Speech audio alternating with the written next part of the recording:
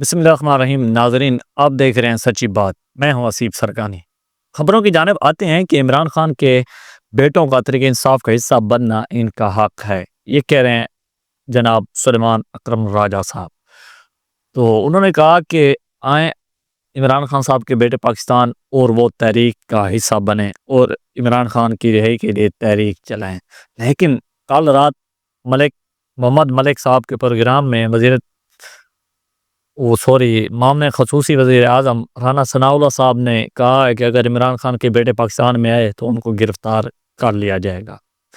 پہلی بات تو یہ ہے کہ یہ نظام سب کا ہی ایسے چلتا رہا ہے۔ مجھے یاد ہے جب نواز شریف صاحب کا بیٹا حسن نواز تھا، ضیاء حسین نواز، وہ جب نیب لاہور میں پیش ہونے لگا تو ان کو گھسیٹ کر لے گئے، حالانکہ وہ خود جا رہا ہے دفتر میں اندر، لیکن ان کو پکڑ کر، جسے کہتے ہیں کہ آپ نے بس نیچے نہیں گرایا، باقی آپ نے ان کے ساتھ سارا کام کیا۔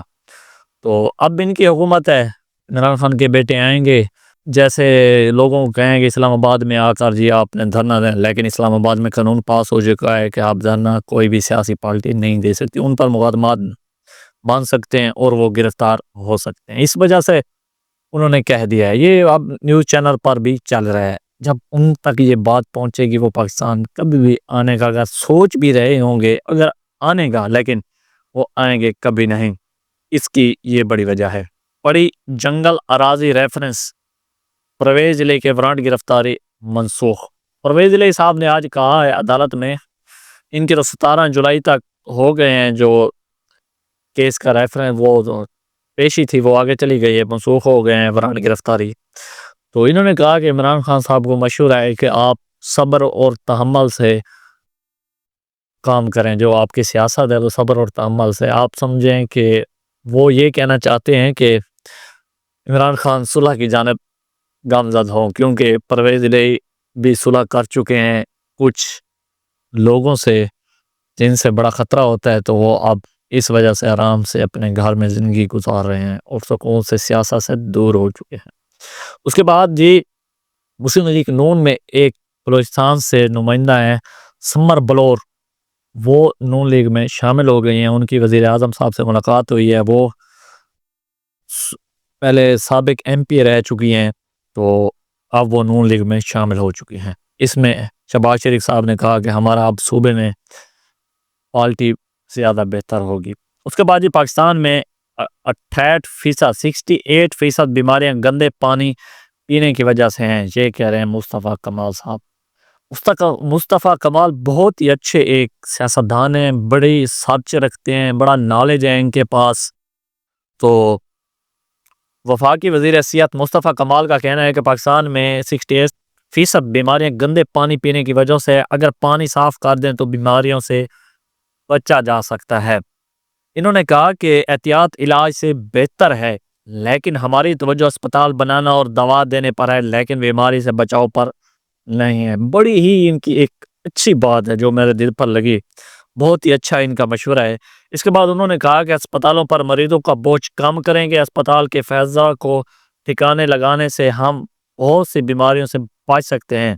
مصطفیٰ کمال نے کہا کہ اسپتال مریضوں سے بھرے پڑے ہیں، اسپتالوں کا فضا مناسب طریقے سے ٹھکانے نہ لگانے کی وجہ سے ہزاروں لوگ روزانہ بیمار ہو رہے ہیں۔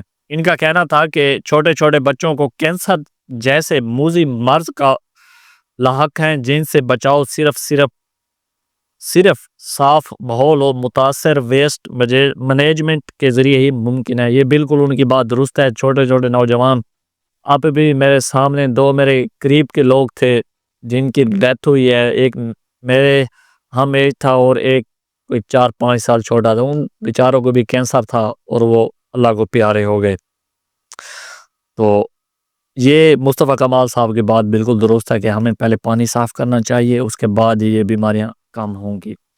اس کے بعد جی کہ بانی پی ٹی آئی کے بیٹوں کو پاکستان آنا چاہیے، مگر وہ آئیں گے نہیں۔ طلال چودھری صاحب، ان کو پتہ ہے چودھری صاحب کہ وہ کیوں نہیں آئیں گے، وہ ماضی جانتے ہیں۔ اگر وہ اعلان بھی کر دیں گے ہم آ رہے ہیں، ادھر سے سب ٹیمیں سب ادارے ہائی الرٹ ہوں گے۔ چلو جی، سرکاری ملازم جو ذمہ داریاں پورے نہیں کر رہے وہ حرام کھا رہے ہیں۔ علی امین گنڈا پور صاحب، کمال بات ہے جی۔ علی امین گنڈا پور نے یہ بھی کہا ہے کہ جو 12 سال سے پروجیکٹ مکمل ہوئے اور جو حکومتیں آئی ہیں وہ ایک نہل تھیں.